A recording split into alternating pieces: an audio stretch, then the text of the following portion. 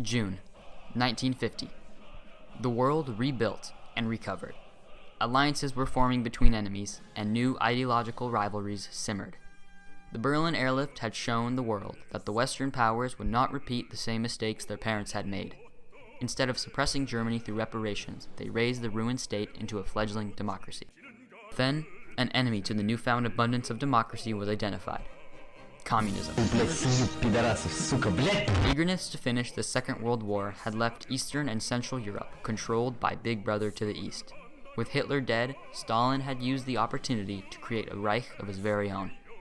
How did all of this lead to the Korean War, you could be asking yourself? Well, first we need to go through some necessary background knowledge.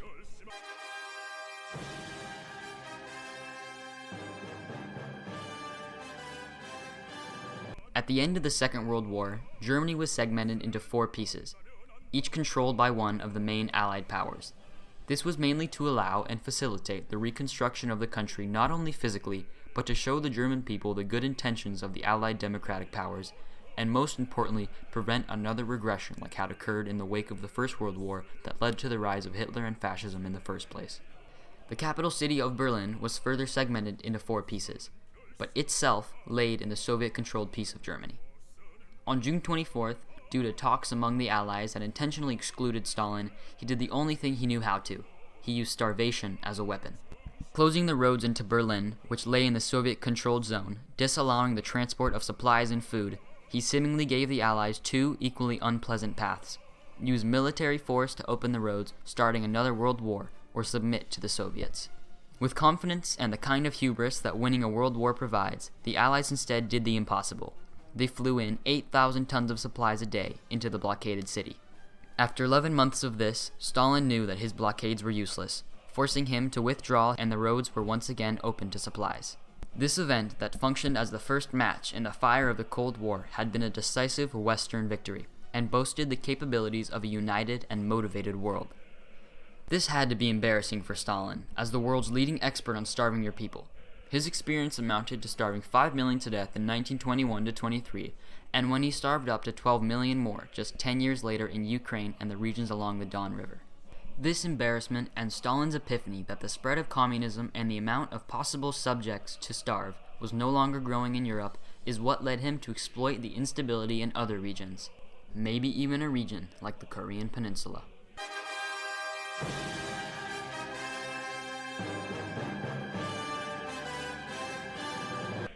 This brings us back to June 1950. On the 25th, North Korean troops, supported by Soviet and Chinese ambition, crossed the 38th parallel into South Korean territory. North Koreans, supported by Chinese and Soviet arms, moved swiftly against the unprepared South Koreans, and by September had isolated the remaining South Korean troops into a small pocket on the southeastern coast, surrounding the city of Pusan, a line known as the Pusan Perimeter. But then, United Nations forces, spearheaded by mostly American troops, showed up. And when Americans mobilize, oh boy do they mobilize. By November, South Korean and UN forces had pushed the invasion back across the 38th parallel and all the way up north to the Chinese border. Fearing an invasion on their own land, the Chinese mobilized their army and counterattacked, aiding North Koreans in forcing their way back to the 38th parallel, where fighting was centered with neither side gaining any significant territorial victories, as a war of attrition set in for the rest of the conflict. By July 27th of 1953, the conflict came to a close. In the 3 bloody years, the border had been kept, and the sovereignty of a democratic South Korea was maintained. Meanwhile, North Korea jumped into the false promise pit of communism that so many other nations had leapt into, as the country descended into a socialist hell. A socialist hell that is still plainly visible in these nighttime aerial photographs. 5 million deaths had occurred, 2 to 3 million of those being civilian. But what is so strange about all of this, the first large-scale war to follow the Second World War, is simply that no one knows about it.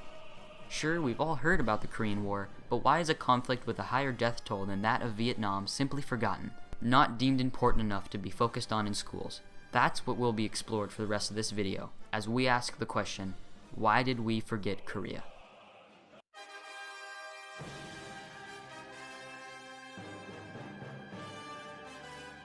The 20th century can easily be viewed, organized, and taught by its wars. The century began as World War I introduced our world to what we see today as modern combat. Death and suffering occurred on a level never seen before as these new mechanical instruments of brutal warfare indiscriminately killed. The modern era was ushered in by a period of mass death, unprecedented by all prior conflicts. In the same way it showed the old world the new way of war, it shows us today that every major event of the 20th century began here. This is why World War I is taught. In the brutality of no man's land began everything that forms our modern world.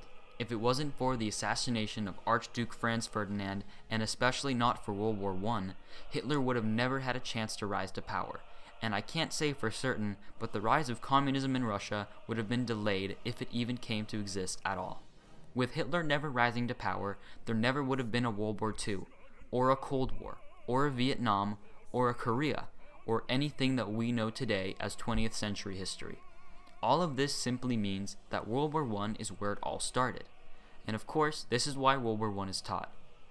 World War II is taught for the same reasons, just as World War I. It was a war that consumed the whole world, and our world today would be unrecognizable without it. But now we come to Korea and the Korean War. Did it have the same effect that the world wars did? Of course not. The answer appears simple, but allow me to delve into the realm of alternate history to show you why this isn't remotely what it seems to be at face value.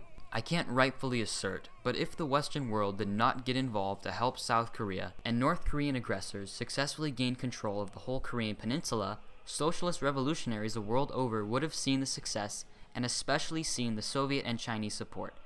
If it wasn't for the assertion by Western powers that they will fight to maintain democracy in places under threat of socialist takeover, then socialist takeovers would have been much more prevalent on all continents and in all countries. And with more Soviet-sponsored socialist states popping up, the push for the eventual heating up of the Cold War seems inevitable.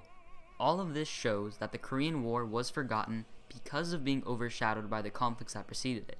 And this is precisely because of the fact that the West won the war and showed the world that the spread of socialism will not be tolerated. Even with all of the socialist nations that still rose, the world listened and heeded their warning.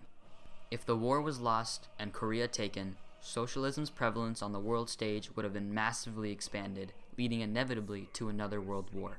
And the main root cause of this new world war would be when the West surrendered Korea to socialist invasion.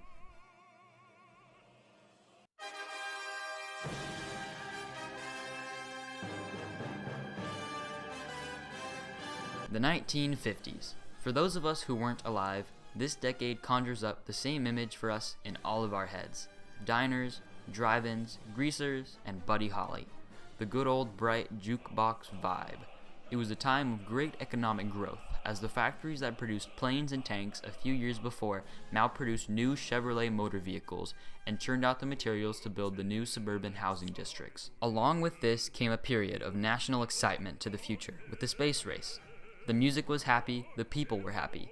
Tunes from the likes of Elvis Presley, Dean Martin, and Ray Charles dominated the charts, providing a feel-good soundtrack to a truly feel-good time in American history. And maybe this abundance of feel-good atmosphere is why we forgot Korea. Combined with the overshadowing of other wars, maybe people just chose to push it out of their minds, and the economic boom and feel-good atmosphere of life back home let them do that.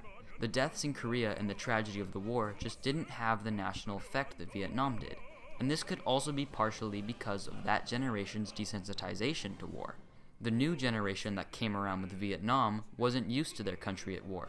And of course, the cultural shift with the rise of counterculture and the civil rights movement that all relied on such a political and social climate to develop really gave that war memorability. The thinking in the 50s must have been that 40,000 American deaths in Korea was nothing compared to the 400,000 American lives lost in the Second World War, and so used to the idea of war and death that they all had been desensitized, and forgetting the Korean War in the presence of a great happy period in American history was easy for everyone to do. America forgot Korea simply because they had already seen a war recently, and it was so much easier to forget about a smaller scale tragedy in a faraway Asian land when embracing the new lives they all had at home was so much easier. In conclusion, the Korean War was a war like any other. People died and fought and sacrificed on both sides. But what makes this war so special is how swiftly we cease to remember it. A war so quickly and famously omitted from history that it is known as the Forgotten War. And I hope everything I said here will not only function as an explanation for why we chose to forget, but also to spread awareness on this topic, so no one's sacrifice is forgotten. And maybe one day we will all soon forget that we ever forgot the Forgotten War.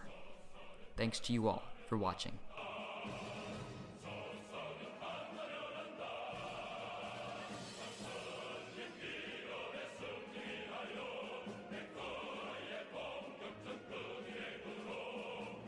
조선은 결심하면